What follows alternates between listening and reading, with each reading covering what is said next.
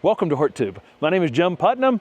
In this video, we're touring a garden in Charlotte. That video will have already gone up. This is one of Jay Sifford's designs, and we've seen his garden up in West Jefferson, and Jay's gonna be in this video. We're gonna talk about through some of our favorite plants in this garden, in this Charlotte garden. And I'm gonna jump in first and say the Everillo Carex is right at the top of my list. The way he's used it, repeated it throughout the garden. It's just so striking. It's at the end of a long pathway here that you can see it from a long distance. He used those orbs, and then the shapes of the boxwoods are in orbs, and then the upright narrow boxwoods behind it. You can see when you use these chartreuse things that the green parts around them are really kind of what really makes that Everillo Carex pop, is having that green backdrop to it. And so they're going to be one of my 5 favorite things. And it's not even necessarily the use of the actual Everillo Carex. It's just that color, that pop of color at a long shadowy space with that green. And then he plays off of it. If there's a Florida Sunshine Elysium right on the other side of the wall here. So there's another item that's similar in color that draws you over here and then puts you back into some greens as well. Down below that, there's some all gold junipers that we also love. And depending on, these are shade, or the more sun, the more color in them, but they are quite shade tolerant as well. So you see these little pops of color that he's used out here. But again, they're surrounded with other textures and other shades of green that really allow them to stand out in the garden. I am going to start off my list of favorite plants with this beautiful Skylands Oriental spruce, Picea orientalis Skylands. It was found in a nursery in New Jersey, and it is just a beautiful thing. In this zone 8A here, you have to grow it in some afternoon shade, but look at the color of the new growth. It holds a nice color through the year, but of course this time of year with the new growth coming out, it's really, really spectacular. It's fairly narrow, which is great for smaller spaces. It can get 20, 25 feet tall, but not real wide. So again, it's good for a little bit of a tight space. And in this application, it looks really dramatic against the dark gray siding on the house.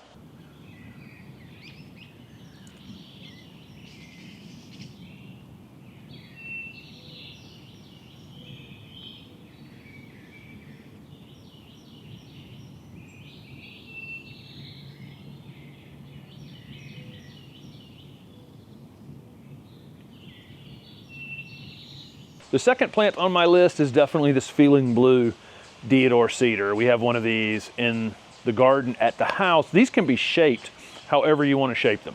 That they could actually be pinned up, and you could end up creating some sort of tunnel out of them, or they can just be left to lay flat. This one's in quite a bit of shade. Surprising, really, how great it still looks. It doesn't have quite as much of the blue in it that the first one that Steph was focusing on.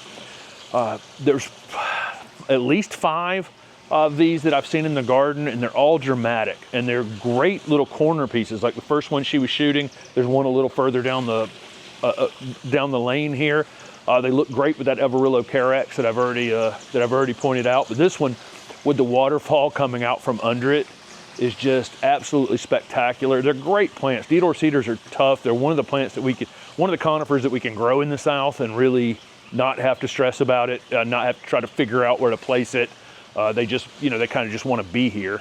And this is a great weeping form that, again, you could create almost anything you wanted to create out of these. I've seen them as a tunnel before, where somebody's pinned them up until they did that. But the ones in this garden are basically just really interesting ground covers. So my second favorite plant in this garden is this beautiful blue Cascade Cedrus atlantica. It is a type of blue Atlas cedar.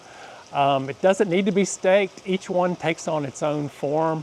So it's a very individualistic personality type of plant. It's bluer than most of the blue Atlas cedars, and I just love this thing. Again, I like trees that take arthritis to an art form, and I think this one definitely does that.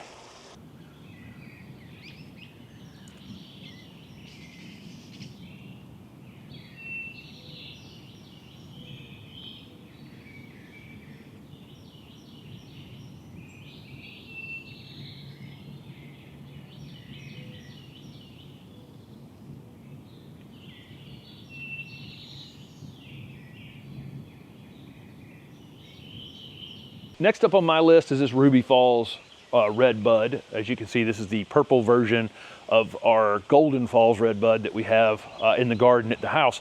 What I'll say is Golden Falls, every one of them I see, they're very narrow. Like immediately the branch falls to the ground very quickly. And so they tend to be very much like soldiers. And every Ruby Falls I see is somewhat different than the last one that I saw. So the branches tend to come out a little further before they drop off. So sometimes you can build some width in one of these Ruby Falls.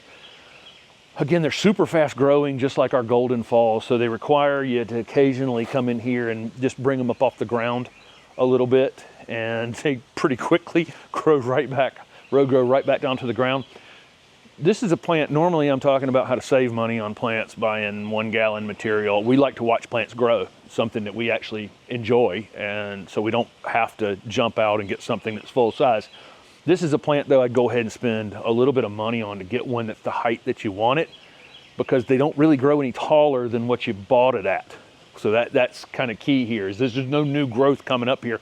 You'd basically have to take one of these branches up here and stake it up in order to gain some more height out of it. So if you buy one that's only this tall, it's just going to be that tall unless you're willing to put some work into it. So again, normally talking about saving money, but in this case, I would spend a couple more dollars on it. It will bloom, and just like redbuds do, they don't tend to be as floriferous as our native, just our straight native redbuds out in the wild, but they are great for pollinators, great for native pollinators. And of course, this one has it leaves out purple like this, and then over the course of the season, the leaves will kind of green up in time, but that's Ruby Falls. Next on my list is this Alaskan cedar. This cultivar is called Vandenanker, so Chamaecyparis nookatensis Vandenanker. It is really narrow and really tall. I used to be tall and narrow, now I'm just tall. But it's a great tree. The texture's great, and it's really good for small spaces, of course, but also to frame an entryway like what we have here. Next up is this Formanek Norway spruce, or Picea abies. This is another one, just like that Ruby Falls redbud over there, that whatever height you buy it at, it's going to be the height, unless you come in here and stake up a piece. I don't want to pin anything too much here, but you can stake it up and continue to build some height out of it. But if you don't do that, it's pretty much whatever height you buy it at, it's just going to gain width in time. Really beautiful, soft texture in the new growth. This one's in a container. This container mix is a little bit wet, and you can see maybe a bit of damage happening here from a little bit too much water. This is another one, does pretty well.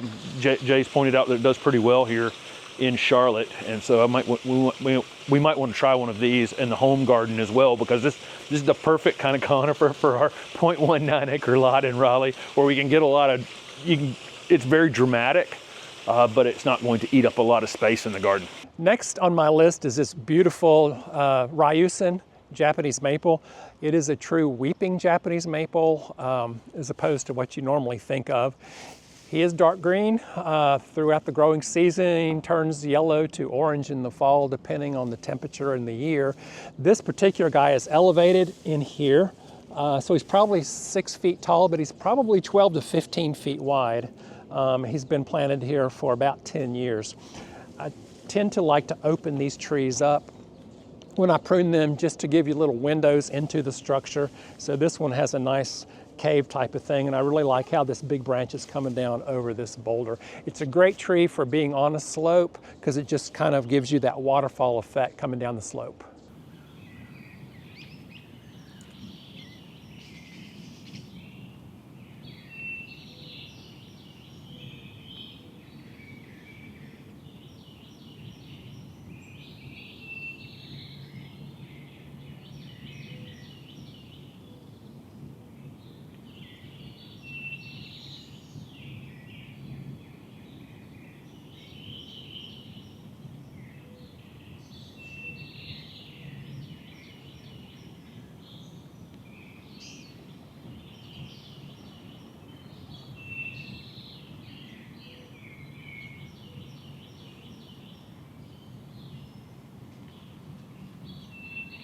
We got this beautiful podocarpus back here in the corner, which is very dramatic against the gray siding on the house.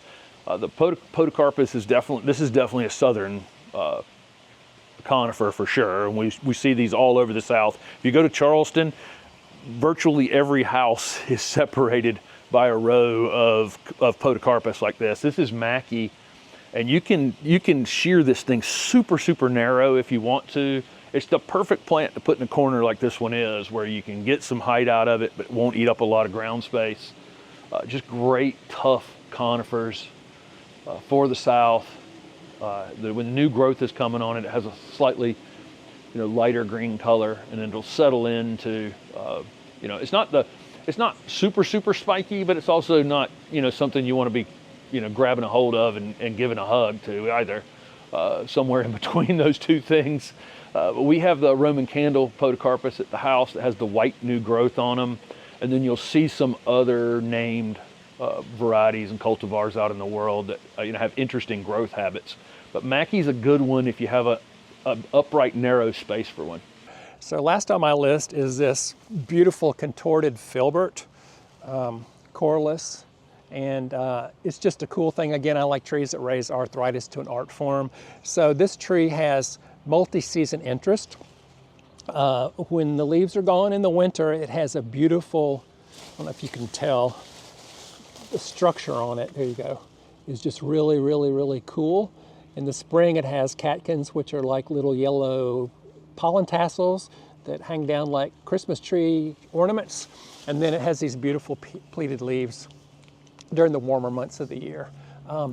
It's a great thing. It doesn't get too big, and it adds a lot of interest to gardens. So I think you should try one. All right, so to wrap this up, as a bonus, I want to talk a little bit about this Kousa dogwood. This is Samaritan. It's a beautiful variegated one.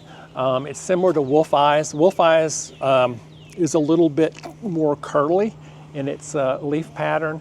And this one, when it gets a little bit more sun, it gets this beautiful red coloration to the leaves. But look how great it looks against dark green. So if you need to really punch up an area of your garden, this would be a great plant to do. It is an Asian dogwood, Kousa, which actually is a little bit hardier in our area over the native Cornus Florida. It's a little bit more blight resistant. It's just a great tree to plant in a sea of green. Yeah, it is. And we've got a couple shadowy, variegated ones in our neighborhood up under trees, and you can see them from so far away. That variegation is so striking. The other thing about it too, it can take more sun than the Cornus Florida, yeah, which is nice. So that was actually 11 of our favorite plants here in your beautiful garden in Charlotte, North Carolina that you've designed, and your customer, your client has maintained beautifully, and you continue to work on. It's his passion, and I'm just so proud of this garden, mainly because he takes good care of it. It's just a shame sometimes you go back and they're not quite as nice as they were when you left. But in this case, it's actually better than when we left. Right. Well, that's amazing. Well, thank you so much for inviting us over here. It's been, this is an amazing space you've created. Yeah, thank you. Yeah, thanks for watching, guys.